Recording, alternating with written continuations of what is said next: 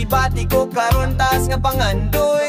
Nawadan nagpaglaom kalit na hanaw. Ang damgo sa kagahapon kaugalingon naglutaw sa kapakyasan ko karon. Mauba kini ang ganti sa kinabuhi na isulat sa kapalaran sa librong bagong pakli. Mga kasakito kapakyasan dili man ako makadili. Dili ba kini pwedeng idili sa kasing-kasing ko na gusto mo dilili. Sa mga kasakit tulod sa kinabuhi kung hingpit sa kasakit na lamina syagit. Apan giluom ko lang ang tanan gitigom sa nagadugong dughan kay naginusara na lang sa paglakaw ni ining kapalaran. Nagunsa na lang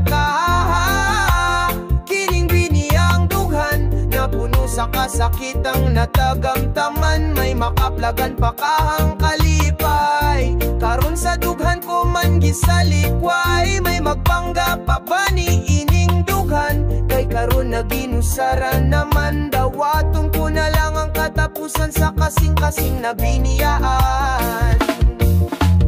Taas ang pangandoy sa akong kaugalingon tungod sa nangandoy sa atong panagipon. Kalit lang na usab ang tanan giyaba kini sa akong kapalaran. Nga ang kalipay sa dughan kasakit man ang masinatian.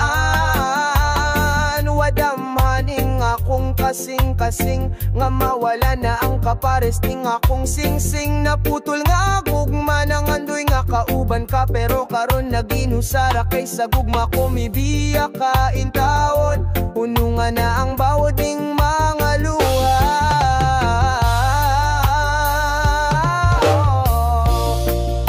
Magunsa na lang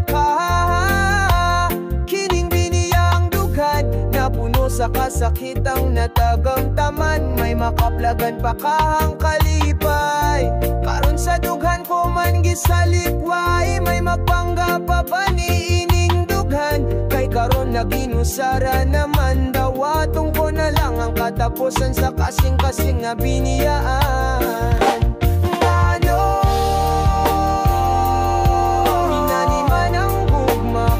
Kapalaran pitik sa dugan pasakit ang nahimutangan. Nganong inani man ang gugmakos kapalaran pitik sa dugan pasakit ang nahimutangan.